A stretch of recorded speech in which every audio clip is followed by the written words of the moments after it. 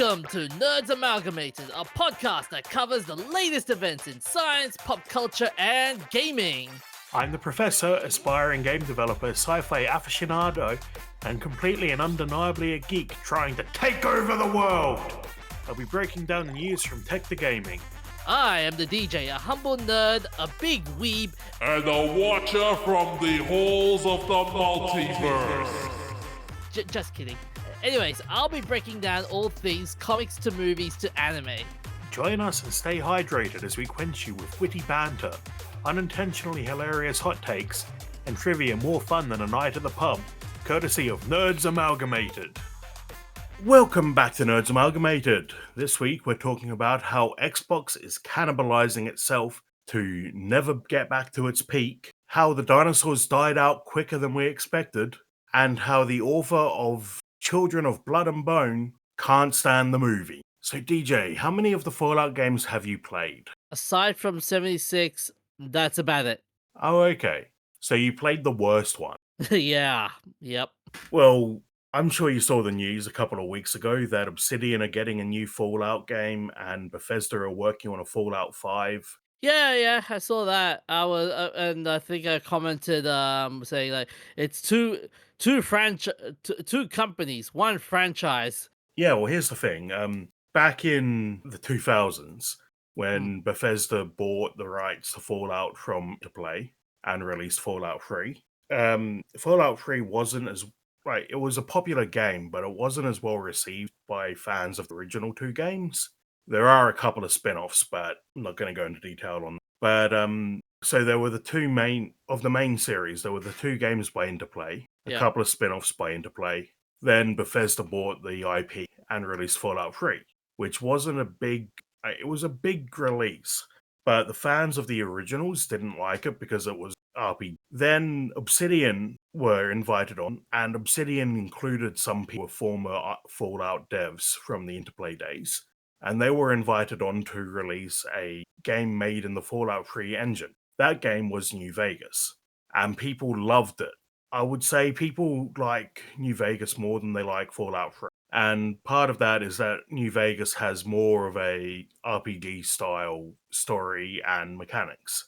And if I recall correctly, that whole game also introduced a whole cast of memorable side characters as well, if I recall correctly. Yeah, there's a lot of side characters from Fallout New Vegas that people love. If I recall correct, there was a bandaged guy who was uttering a lot of Bible verses, and he was very memorable in that series. I think it was Abraham or something like that. I think you might be thinking of Joshua Graham. Yeah. Joshua Graham. But that's not the only game that has gotten attention recently from Microsoft. Because in the near future or recent past, we're also getting a new Gears of War prequel. I never got into Gears of War, so haven't been following it. The lore. I've been seeing all over the cutscenes of that of the Gears of War games. Some of them hit very hard, very hard, and then some of the story gets very confusing. You're like, okay, so this guy's dad created this entire problem, and then so they solved the problem, and then you realize the problem is still there. It's just lingering, and it gets confusing. But what would the prequels explain essentially? That's my big query with that. I think the idea is that it's the lead up to the events of the first game. So the first game starts in media res, with the main character being broken out of jail to go and fight the invading locusts or whatever. Yeah. And the prequel is about where the locusts came from and how the main character ended up in jail. Okay. And we've also had the new Halo remaster. Well, it's more of a remake, really. Is that the Combat Evolved? Campaign Evolved. That's the one. Which is a silly name. Oh, I don't understand. I couldn't understand that game, to be honest. It's a reboot or a remake, essentially. A full remake. Okay. So they've redone all the levels in Unreal Engine, but they've kept the same story and plotline. Okay. And if I recall correctly, this is for the PlayStation release as well. Yes, Halo on PlayStation, which is something that a lot of people thought would never happen. Clearly, this is the weirdest timeline we're expecting right now. Oh yeah. How is it charting, by the way, with it being on PlayStation? It hasn't done as well as Microsoft hoped. And if you go on the internet at the moment, I haven't seen any, like, I haven't actually gone looking, but I've seen a lot of discourse about how the game is horrible because now there's a female main character in one of the prequel missions. They added some prequel missions. And of course, there's a female lead in that. And of course, all of the nutcases jumped on that.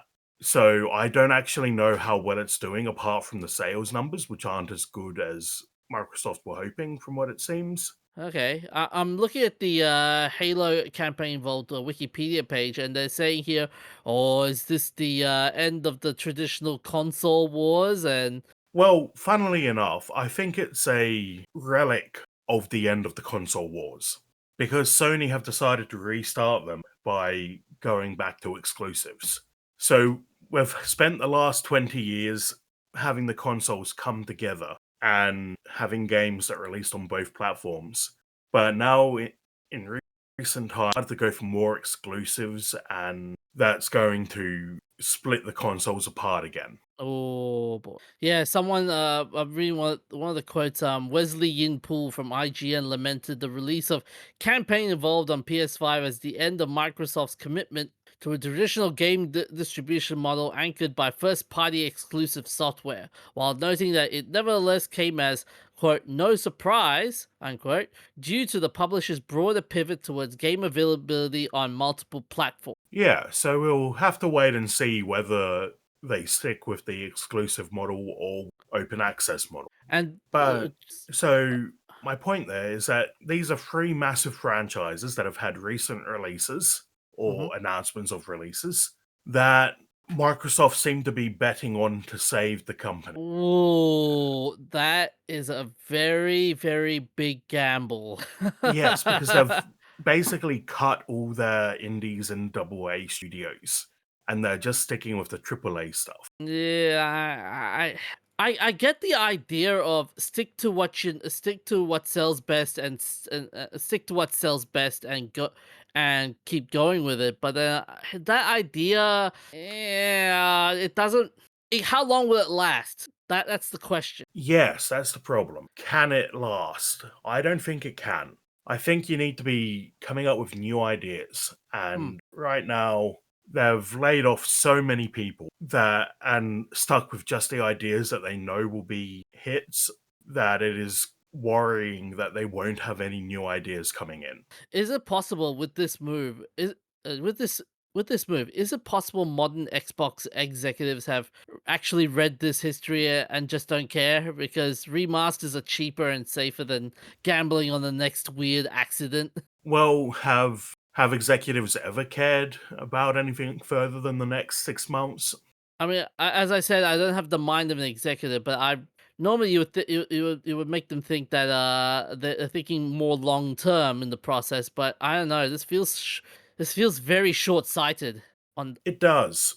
And I think it's so the Xbox CEO Asha Sharma was seen as a sort of savior a few weeks ago yeah, because she like was coming in and making them make games because that's the tone that the implication I was getting from seeing everyone excited over the announcement of Fallout 5 and Obsidian's project. But I think she might actually be a herald of the end because yeah, I don't think these tentpole franchises have enough legs on them to really hold up Xbox for the next decade. yeah.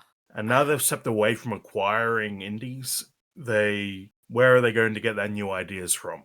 I mean, Sharma has been really going ahead with AI, saying like, "Oh, AI will save us. AI will save us." So I'm betting the fact that I'm betting she wants the AI to do all the creative work. If that's what she's trying to get into.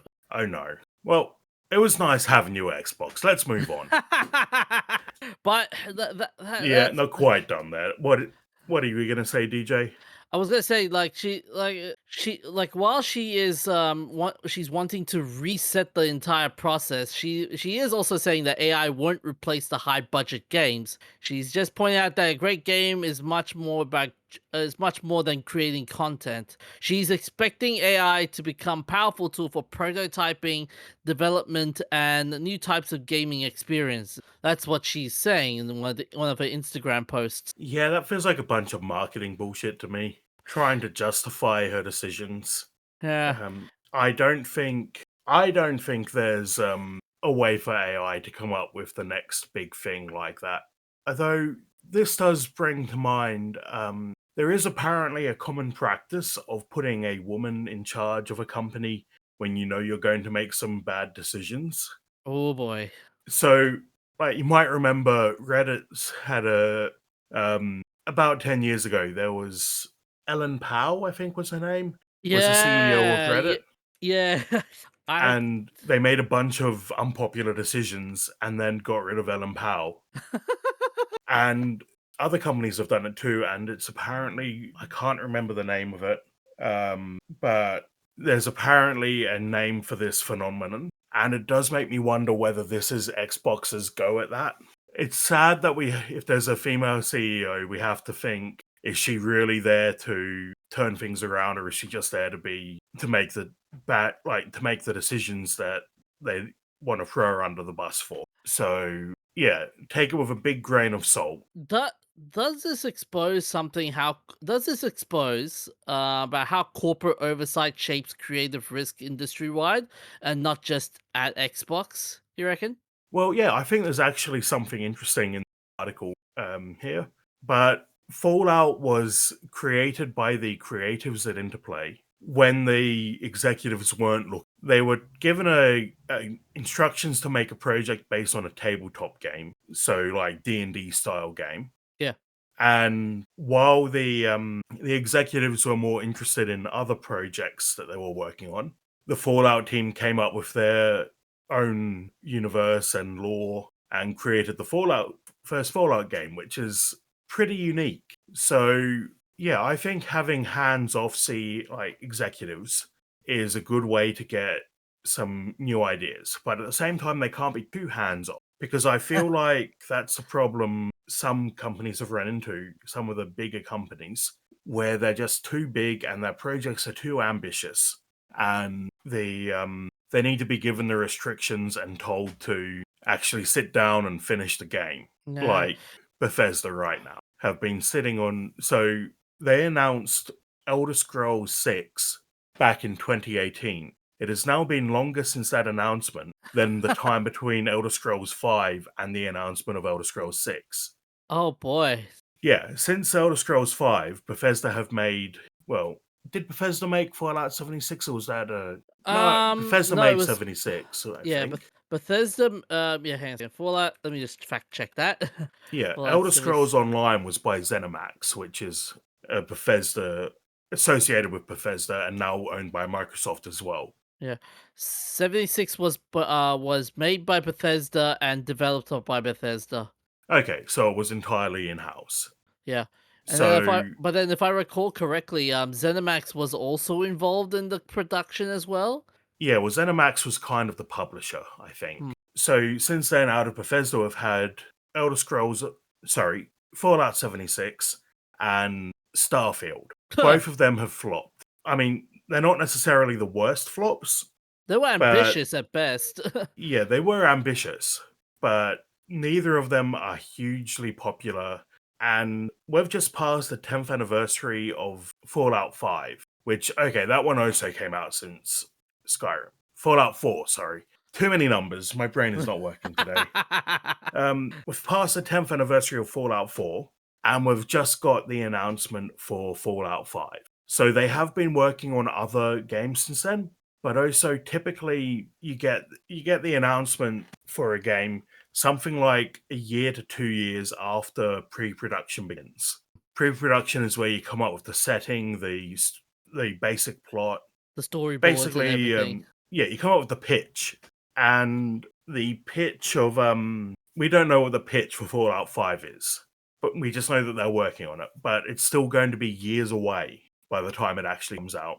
And having games this big and ambitious is sort of detrimental because let's say Fallout 5 doesn't come out for another 5 years on the long end. That'll be 15 years between games, apart from 76, which is a multiplayer MMO type version of the game, and the Fallout TV show, which I'll note brought in huge numbers of players. Fallout 4, I'm pretty sure, hit its peak player count ever after the Fallout TV show came out.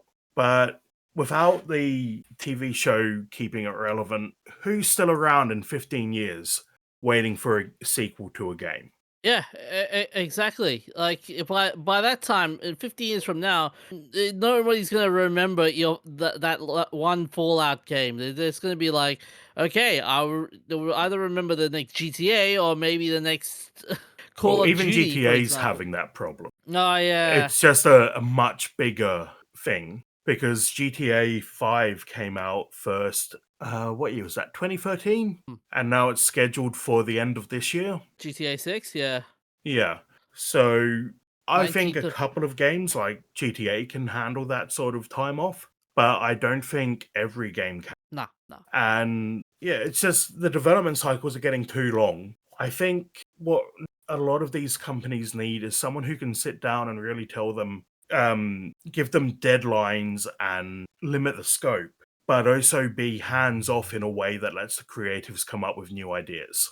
And I'm that's curious. a hard balance to strike. Yeah, I do have a question about that though. So, if the argument holds, is Xbox structurally incapable of producing its next Fallout, not a talent problem or a process problem? Well, yeah, it's an interesting question. Like, with the huge cuts, are there enough people who really understand the soul of the game left create the sequel? Yeah. And without with having Asher Sharma being more hands-on than the last guy, what was his name? Phil Um. Spencer. Yeah.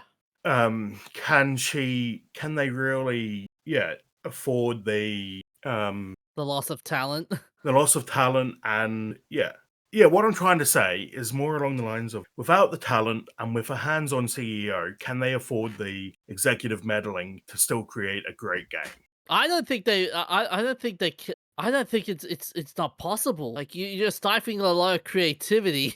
Yeah, and I think what we're going to see in the next decade, what I hope to see in the next decade, considering the past 3 years or so of massive cuts in the games industry, I'd like to see a whole bunch of new indies spring up. I don't know if it will happen, but I remember similar happening about 15 years ago when the Australian games industry had a crash. We ended up with a bunch of Australian indies creating interesting games. And not and I'm assuming the players themselves from when when Australia had the gaming crash of their own, the players were not rewarded. They were really cheesed off. No, I don't think so. I think the players got some really interesting games out of it. And sure, they're indie games, which means they're smaller scale.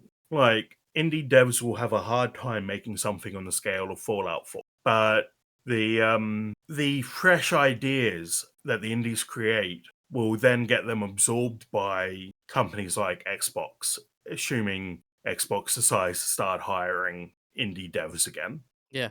where they will bring in their fresh ideas and Xbox can buy the IP and come up with the next big thing. So I think it's a bit cyclical. But then let's say you're an indie dev and you pitch something as weird as the original Fallout to a modern publisher like Xbox or Microsoft. What would that meeting even look like? Like would it survive? No, I don't think so because the original Fallout had a lot of stuff in it that was very weird and probably wouldn't fly today with a major publisher, like drug addiction, Murder and all that. murdering children. Like when the game released in some regions, I think it was Fallout 2 released in some regions with the children sort of disable. And I don't mean disabled children as in they're missing a leg. Oh I mean, they no. made the kids invisible, but they were still there. They could still pickpocket you.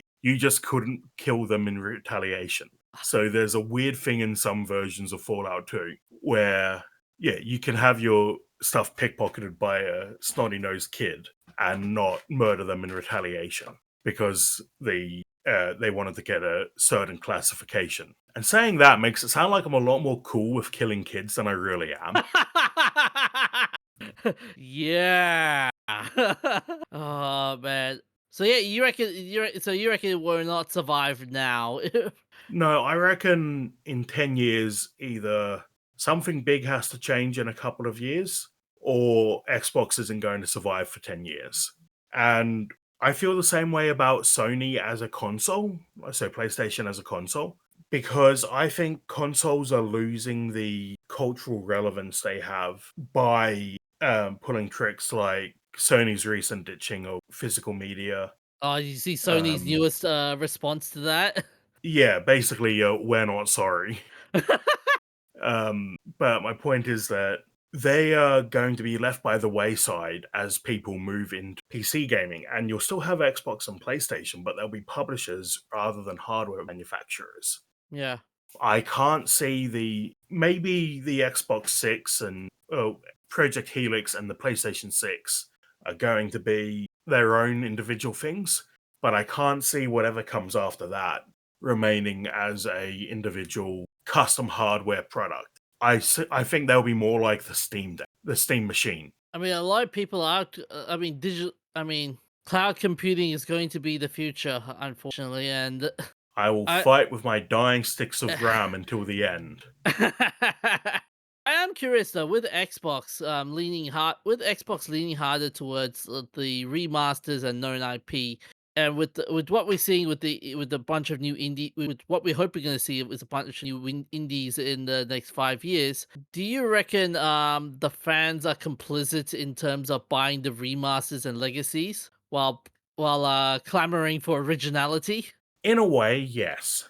I think that if remasters weren't a guaranteed success, we'd see a lot less focus on them. Same goes for movies. Remakes and sequels are such a guaranteed success, even if they're crappy remakes, that the companies will make them anyway. But we should move on from that. Yep. From the death of Xbox and PlayStation onto the death of the dinosaurs. Yeah, so we all know the death of how the dinosaurs died, right? With the whole asteroid hitting the Earth, killing life, blah blah blah. We all know that, right? Yes, everyone knows that story. Yep. So apparently, there's a new study that add pieces that have been missing, such as an enormous cloud of extremely fine dust formed from rock vapor that never condensed into spherules. That's Spheros? that's the one. Spherules confirmed by geological evidence in KPG. Boundary rock layers. That fine dust acted like an insulating blanket around the planet, trapping the heat radiating down from the falling spherules, rather than letting it escape. The way an insulated mug keeps hot coffee hot. With the dust blanket included, surface heating comes out roughly 3.5 times more intense than spherules alone would produce, enough to kill animals outright and spark spontaneous forest fires. The team argues this pushes the instant globe broiler hypothesis back into serious I love that contention. word, that phrase. Instant Instant globe broiler. global broiler. That's like a dragon. That's like one of those fighting game names. Instant death broiler. The series contention as a primary killer of unsheltered land life, alongside the term impact winter caused by sunlight blocking dust and soot. Yeah, so going from everything being on fire to a massive impact Hmm. over in the course of a few hours is really fascinating. So the theory is that the asteroid hit and killed all the dinosaurs. Well, not all of them, because birds are descended from dinosaurs and all that. Basically, all the extinct dinosaurs died off within hours because of the intense heat and fire from impact, leaving only smaller creatures that could hide in caves or underground. Yeah, this reminds me of that. Remember Armageddon? That one movie that everybody hated. I've never seen that one. Okay, so in the movie, the scientist talks about the whole asteroid hitting the Earth, and they said the same thing, like, oh yes, once the asteroid hits Earth, everyone will be incinerated, and people will die of nuclear winters. I'm going like, this is like Armageddon. All right. Yeah, well, up until this paper, Hmm. the theory that I've seen the most is that the dinosaurs would have died out over days and weeks from the impact. Basically, the massive amount of dust and soot kicked up by the impact would spread out in the atmosphere and form a blanket that would block out the sun. But before that, it was trapping the heat from the impact and cooking everything, Yeah, it killed off everything within the first hour or two. which is terrifying. Like, imagine it being so hot that trees are just bursting into flames around you. Not just the trees. Can you imagine the insect life as well, or and even the mice or the rodents and stuff? All those tiny animals. They'll be like, I'm going out to hunt. Oh, I'm dead." Oh man, imagine but then imagine if there were certain animals that survived that first hour or two. What would they have in common? They'd be mammals, because most of the creatures that survived the impact seem to have been mammals. So animals that were small enough to hide from the fireball, basically, and were able to survive off buried food like roots and seeds. Can, can you imagine if a similar sized impact were to happen today? Would the same broiler effect play out? Yes, it likely would. Oh man. Because keep So in mind, this is like how much TNT did it say? 100 teratons of TNT, which is a billion times the strength of the Hiroshima and Nagasaki bombs.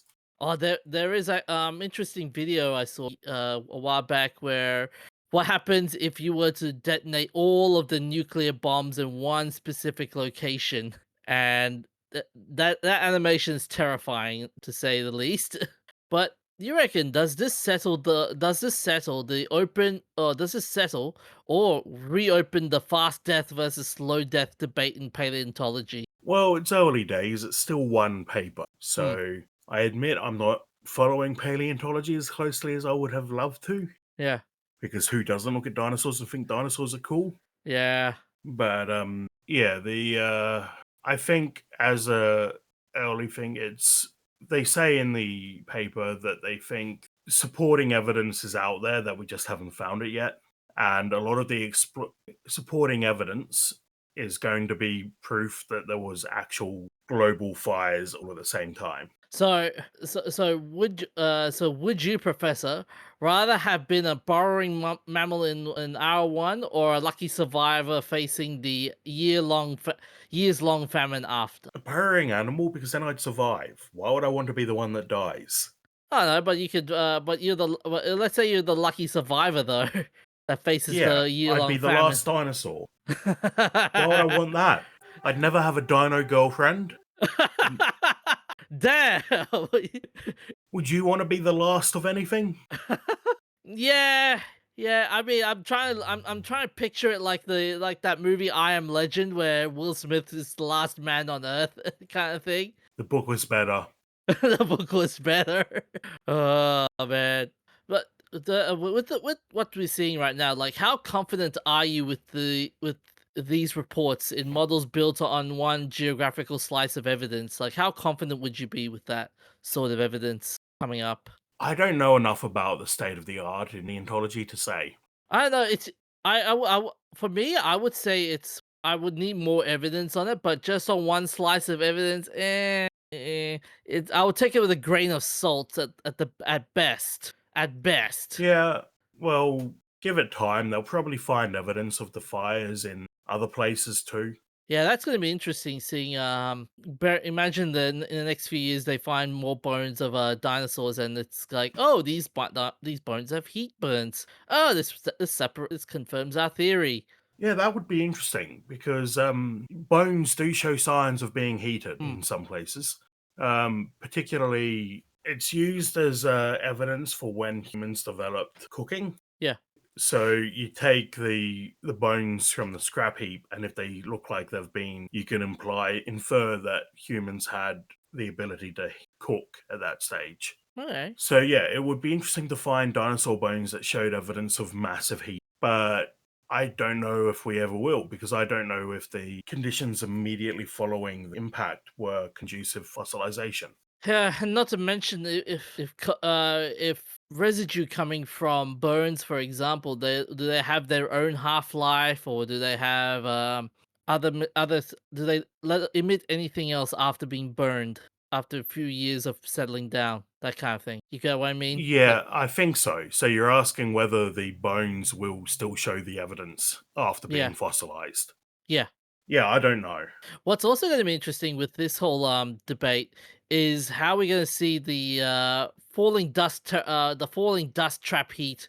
Are we going to see that in the same view as the greenhouse effect? Well, it does make an interesting point that about geoengineering because yeah, we don't want to go and geoengineer and accidentally make climate change worse. Yeah, yeah, I could see that. Yep, that's fair. That's fair. But it'd be one hell of a wicked. This would be very interesting to see what happens afterwards. In terms of if the if the fine dust insulation theory holds up, it would mean that the asteroid winter hypothesis would dominate the pop science for decades. Yeah, but that's how science goes. You Hmm. come up with a good theory and stick with it until something proves it wrong. Yeah, And up until now, we've had the indication that there was an impact winter. Now we have the indication that there was an impact winter, but also that shortly before the impact winter, there was a massive amount of burning. Anyway, I think we should move on to Children of Blood and Bone. yeah, yeah. That's gonna be this is gonna be an interesting story. Have you seen the trailer for this movie? I haven't, but I understand it's a story written by an African writer, Yeah. So and it's being made into a movie in English, like a yeah. Hollywood. Oh yeah, yeah. So the first trailer has been released by Paramount. It is the author Tomi Adeyemi, who co-wrote the screenplay, posted a 5-minute TikTok saying that the filmmaking process was the worst thing she'd had to live through, and she never wants to hear the project ever again. She says that this has been her reality for about a year and a half, and that everyone involved at the highest levels has known, but has never done anything to improve the situation, and if anything, has antagonized her further. She said she was hyperventilating and sobbing when she left the set, which was shot in South Africa and the Canary Islands, and that there were many witnesses. After returning to the US, she says she suffered several somatic pain and panic attacks and realized she would never be able to watch the finished film, something she made peace with.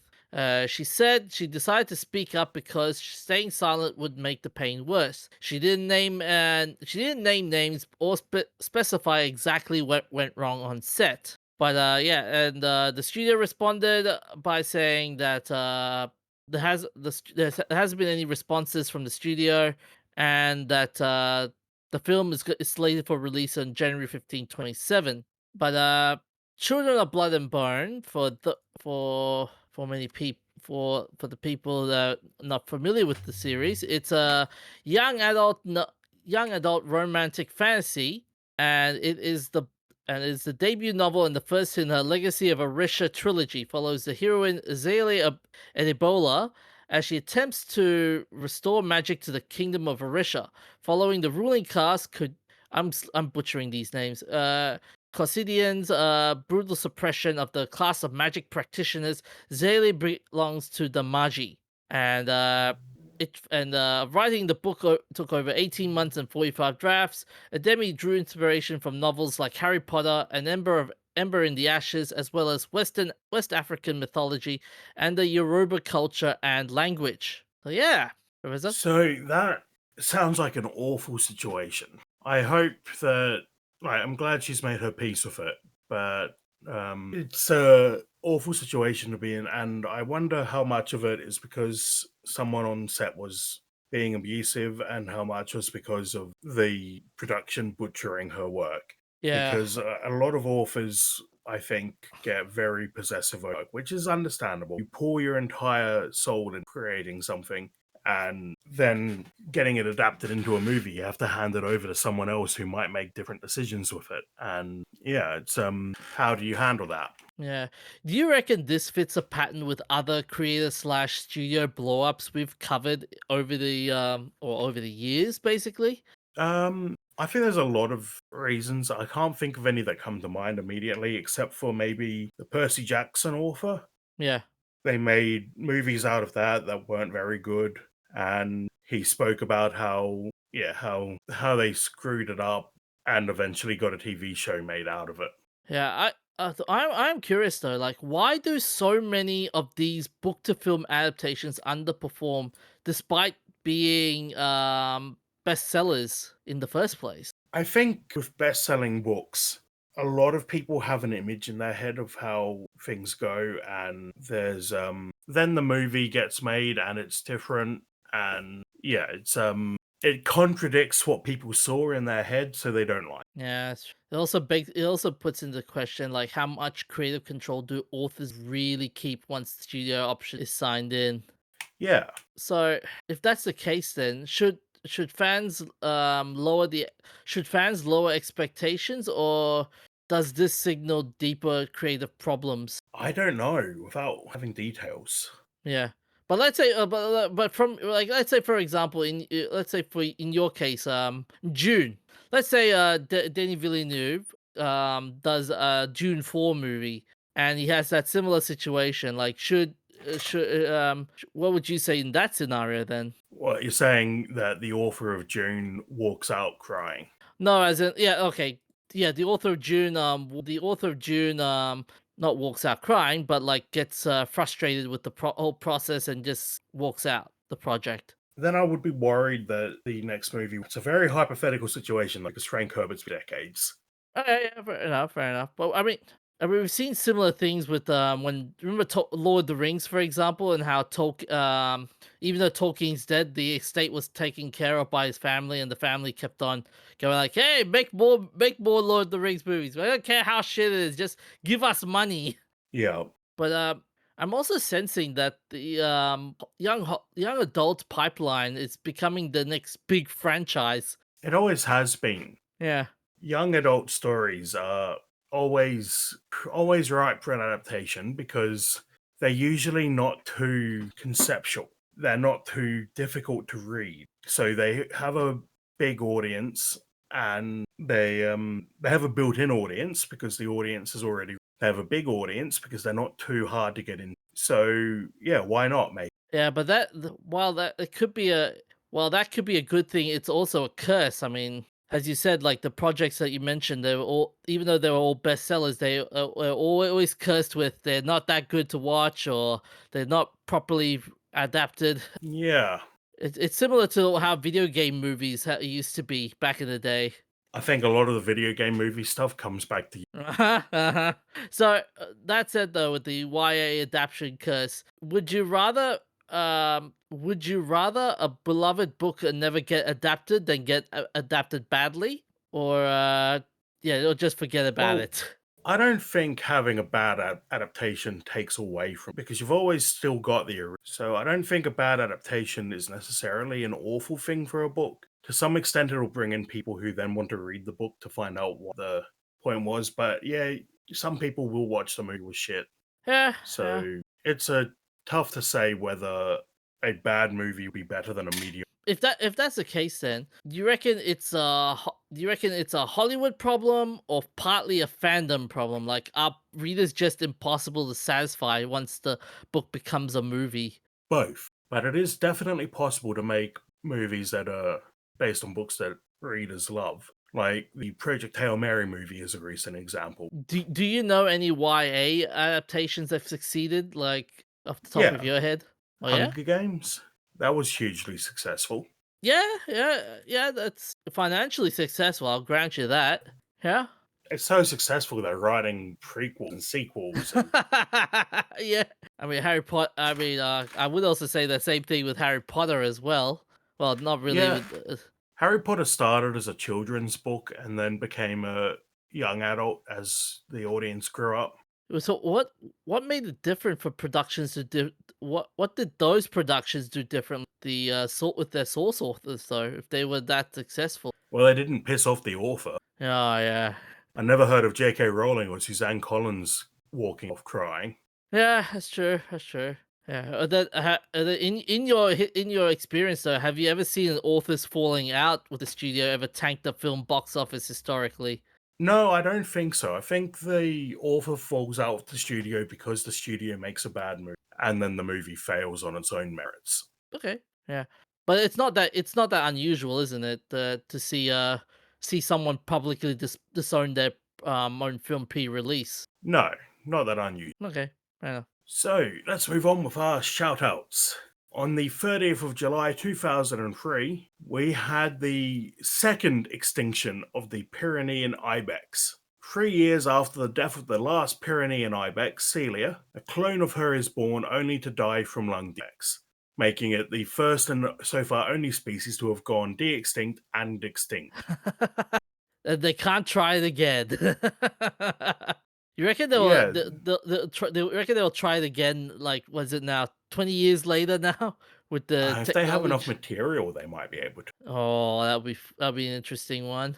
Yeah, so this was a nuclear transfer clone. Basically, they take an egg from a related animal, remove the DNA, and replace it with the DNA of the animal to clone. Okay. So they initially ran into a problem where even if they successfully cloned Celia, they had no male DNA for her to breed with. So yeah, they couldn't do that.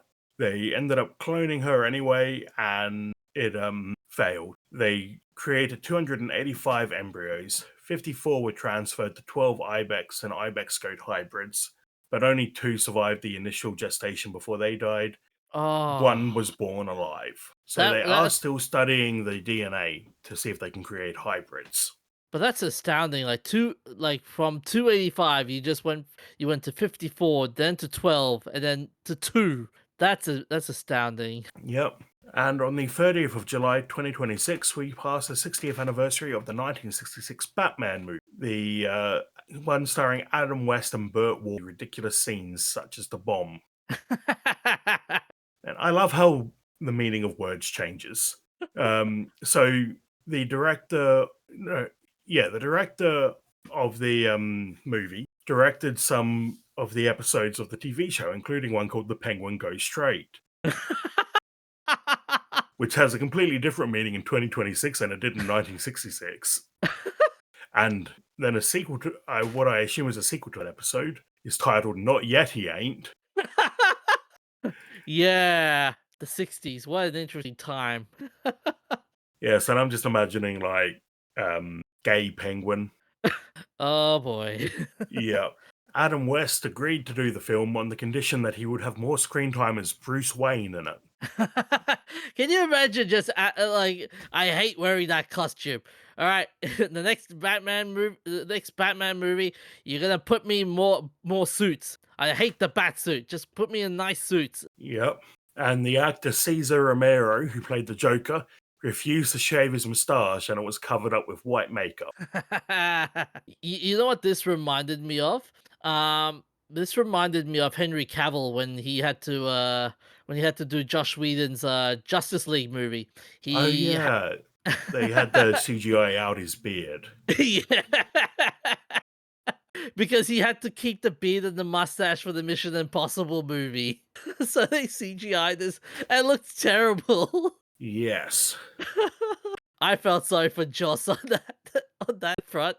Well, DJ, what is our messed up moment this week? Okay, so so after Comic Con and with Marvel dominating the Hall H Hall H press conference, I'm gonna do a Marvel themed messed up moment. Do you remember the first Avengers movie, the very first Avengers movie? Oh, you mean the one from the 60s about those spies? Nah, I meant the Marvel Avengers. No, I haven't seen it. Anyway, I know so the plot of it.